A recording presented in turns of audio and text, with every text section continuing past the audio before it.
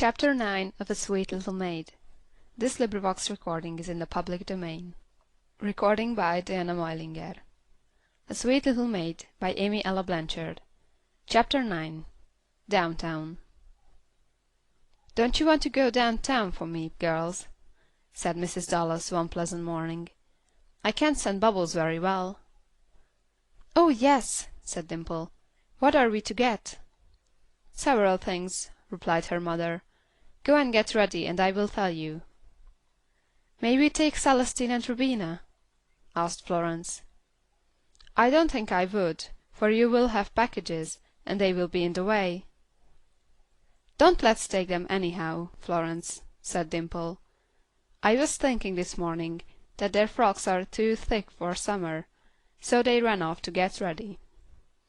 "Now," said Mrs. Dallas as they came back, "I want you to go to Fink's and get me 4 yards of trimming like this sample. If they haven't exactly like it, the nearest will do. Then I want you to get me 4 lemons. You may go to old Mrs. Wills for those. And if she has any fresh eggs you may get a dozen, and, oh yes, a bottle of vanilla extract. Now don't be too long, for I shall want to use some of the things this morning." They promised and went off without delay. It was a pleasant July morning, and they started gaily down the street, which was shaded by trees and bordered on each side by pretty cottages, with gardens in front. "There is Mrs. Brown," said Dimple. "Let's cross over, Florence. She will be sure to stop us if we don't." "Who is Mrs. Brown?" asked Florence.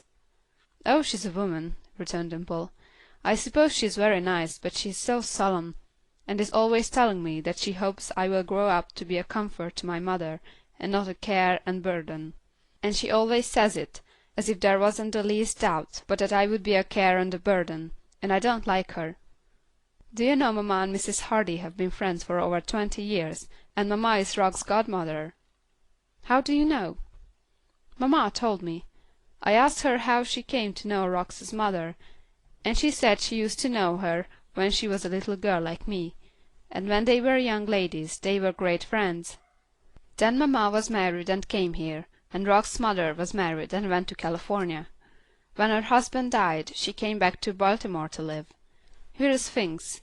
We have to go in here." This was the largest dry goods shop in the town, and the clerks all knew Dimple. "What can we do for you this morning, Miss Dallas?" said one of them, leaning over the counter. "Mamma wants 4 yards of this trimming," said Dimple, holding out her sample. The man took it, turned it over to examine both sides, and took down a box. "4 yards, did you say?" "Yes," said Dimple. He measured it off, saying, "Don't you want some cards? We have some just in with a lot of goods." "I would rather have a box," said Dimple, "for I have a new doll, and I wanted to put her sashes in." "You don't object to having both, do you?" said he. "Suppose I put the cards in the box. How would that do?" "Oh, that would be very nice," said Dimple. "You are very kind." As he went off she turned to Florence and said in a low tone, "I didn't like to ask him for 2 boxes, but I will give you the cards." "No matter," said Florence. "I don't care very much for the box." However, when the man returned he had 2 boxes, with 4 pretty cards in each. "Thank you so much," said the girls, highly pleased. "He's a real nice man," said Florence, when they were in the street. "I didn't believe he would think of me." "Yes, I think he is nice," said Dimple. "Besides, he has known me ever since I was a baby. He mightn't be so nice to a stranger." They next came to a little low brown building with 1 window. As they went in at the door, a small bell over it tinkled, and a voice said, "In a minute." While they waited they looked about the shop, which was quite a curiosity to Florence. In the window were jars of candy, red and white, gingerbread horses, shoestrings, oranges, lemons, and dolls strung along in a line, the largest in the middle, and the smallest at each end. Besides these, there were tops, whistles, writing paper, pencils, scrap pictures, and variety of other things, all jumbled up together. Inside, the glass case and the shelves were full, and from the ceiling hung rolls of cotton in tissue paper, toy wagons, jumping jacks, and hoops. "What a funny place," whispered Florence, but just then a funnier old woman came in. Her face looked like a withered apple, it was so wrinkled and rosy. Her eyes were bright and her gray hair was combed back under a high white cap. As she came behind the counter, Florence saw that one of her hands was very much scarred, and the fingers bent. She wondered what had happened to it. "Well, little Dallas girl, it's you, is it? And how is my pretty with her dimples and curls? The little Dallas girl," said the old woman. "Mamma wants 4 lemons, Mrs. Wills," said Dimple. 4 lemons, 4, said the old woman, going to a box and taking them out. "And she wants to know if you have any fresh eggs." "Fresh eggs? Fresh eggs. How many? I'll see." "A dozen if you have them." "Well, we'll have to go and find them, little girls. Who is the other little girl?" "My cousin," said Dimple. "A Dallas?" "No, her name is Florence Graham." Graham, a Dallas and a Graham. Come you two, then, and we'll see if we can find any eggs." They followed Mrs. Wills through the back room in the yard. The room they passed through was very clean, and held a stove with a little tin kettle on it, a bed with a patchwork quilt, a shining little table, and several chairs with flowers painted on them. The yard was quite a curiosity, and seemed to be given up entirely to pigeons and chickens, who made a great fuss, flying up on the old woman's shoulder and pecking at her, while an old duck waddled solemnly after, giving a quack once in a while to let them know she was there. Mrs. Wills took them to the hen house, and told them where to look for the eggs. As Dimple had been there before, she knew where to look, and they soon made up the dozen. The old duck followed them in the house, and was waddling after them into the shop, when Mrs. Wills with a "Shoo! Shoo!" drove her out. "Now, Dallas girl, now, Graham girl," said Mrs. Wills. "Does the mother need anything else today?" "There was something else," said Dimple, "but I can't think what. Can you, Florence?" "There were 4 things, I know," said Florence, "but I don't remember the 4th. A, apples, B, brooms, C, crackers, D, dustpans," went on Miss Wills rapidly, and then paused. "No, not any of those," said Dimple. "E, extract," said Mrs. Wills. "Yes, that's it. You have guessed, Mrs. Wills. Vanilla, please." E, extract," said the old woman, as she hunted in a dark corner. "And C, cocoanut cakes. Red or white?" she asked, opening the case. "White," said Dimple. "But, Mrs. Wills—" "Tut, tut, don't you say it, or I'll take back my eggs," she said, as she handed each of the children a cake. "Thank you, Mrs. Wills. When I'm grown up I'll make you a great big cake and send it to you," said Dimple. That pleased the old woman mightily, and she nodded good bye to them, saying, "Lemons, eggs, and extract," over and over to herself. "What a ridiculous old woman," said Florence. "Is she crazy?" "No," said Dimple, "but she is queer. She is good, though, and mamma always buys everything from her that she can, and she feels so bad if I don't take the things she offers me that I have to accept them.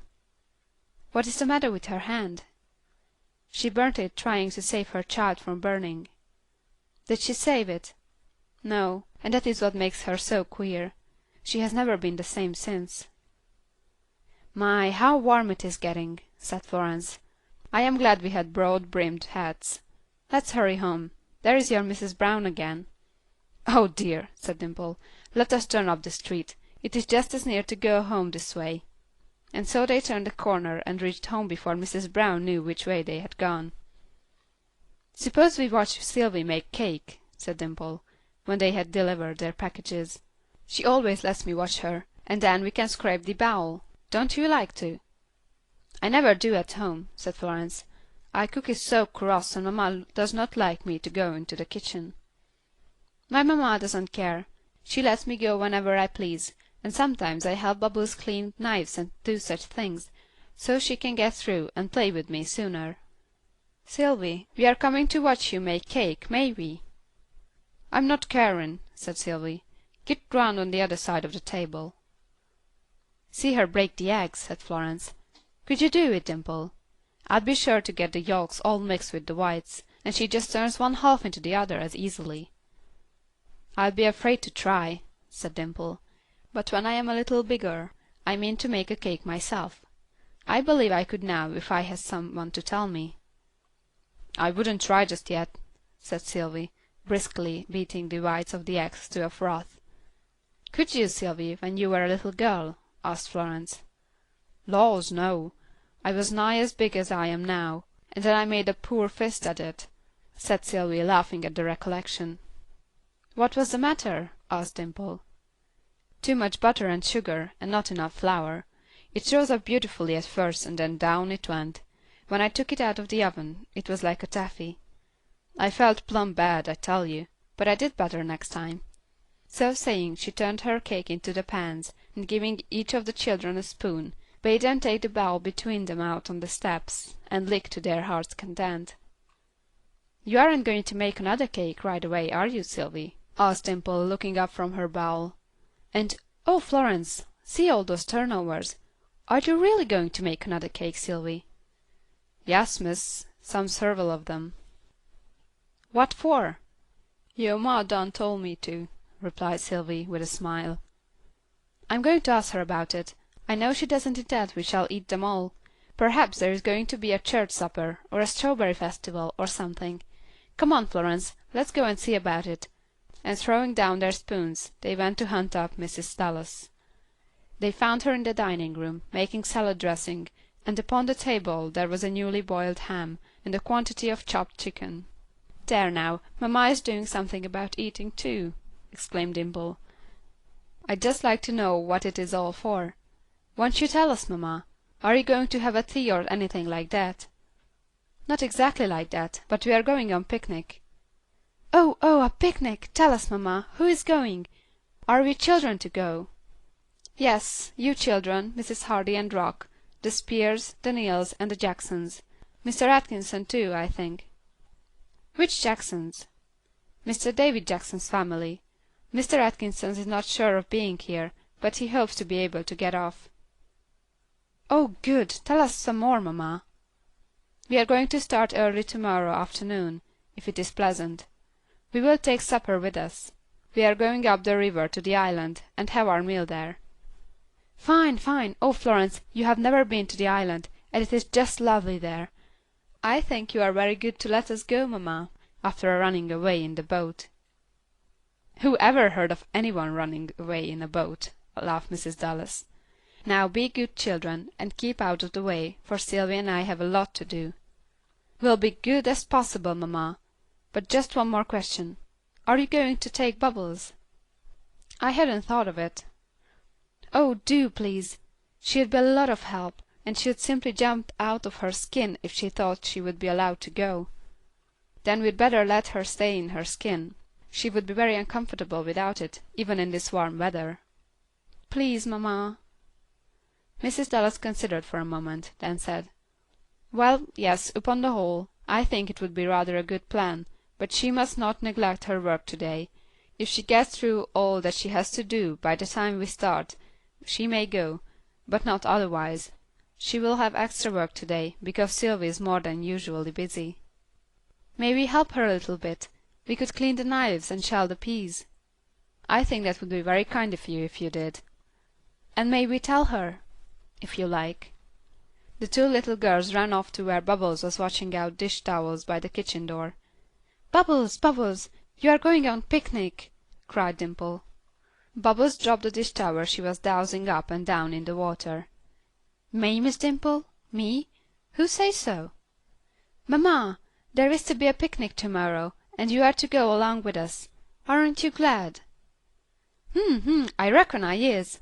All them cakes and pies and good eatings, and I gwine have some 'fore they git smashed up and soft, and gwine I wait the ladies and gentlemens. Ain't it fine?" She gave a twist to her towel, and shook it out with a snap. Then she was overtaken by a sudden fear. "You ain't a foolin' me, is you?"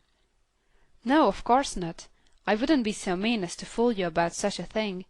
But mamma says we mustn't dawdle to-day, so hurry up and get those towels done.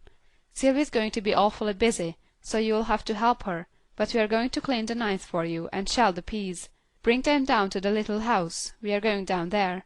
We might set the table too, Florence." "Thank you, ma'am, Miss Dimple. Thank you, Miss Florence." Bubbles' face was beaming, and her slim black legs went scudding into the house with more than their usual agility. "I shouldn't wonder if Rock were to come over, Florence," said Dimple. "Then he can help us to shell the peas, so we can have some time to play. Rock will want to talk over the picnic, and he will want to see how the garden is coming on.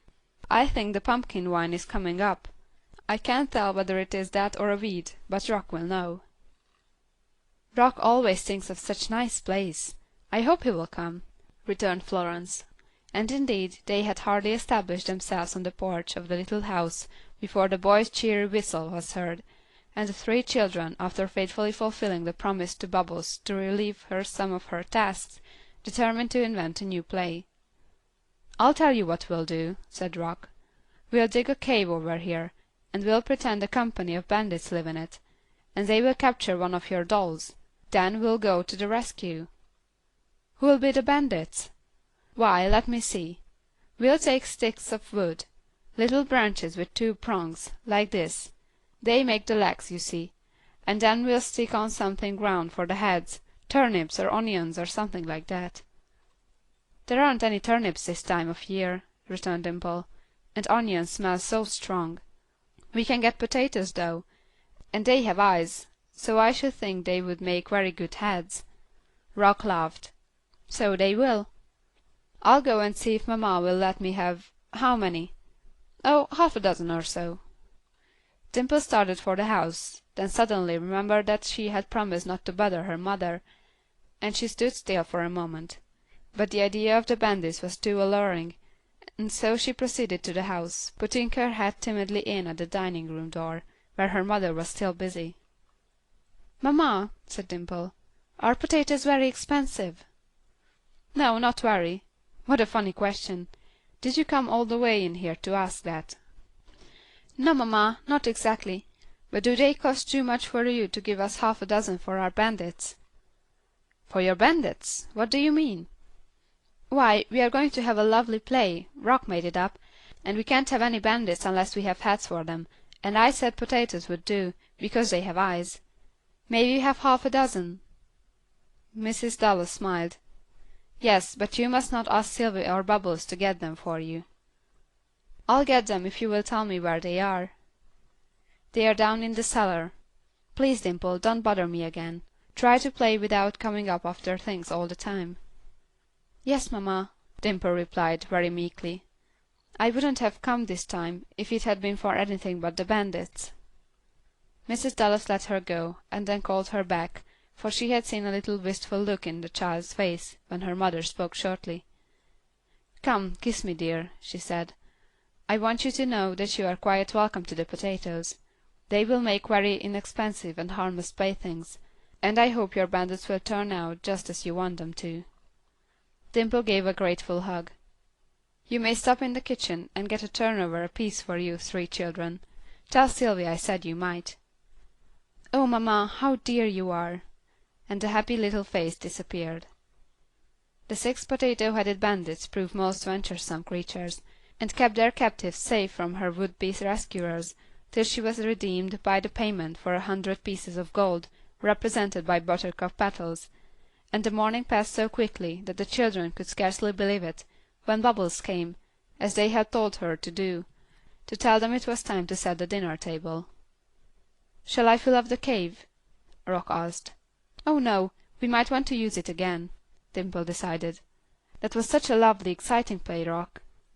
"Then we had better cover up the cave. Some one might step in it and get hurt."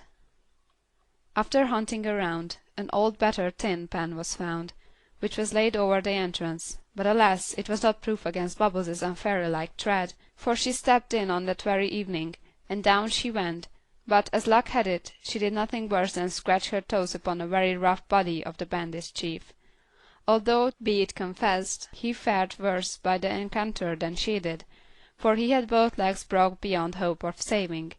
The next morning he was carefully carried away to the hospital, and devotedly nursed by one of Dimple's dolls, but he never recovered, though he lingered for several days.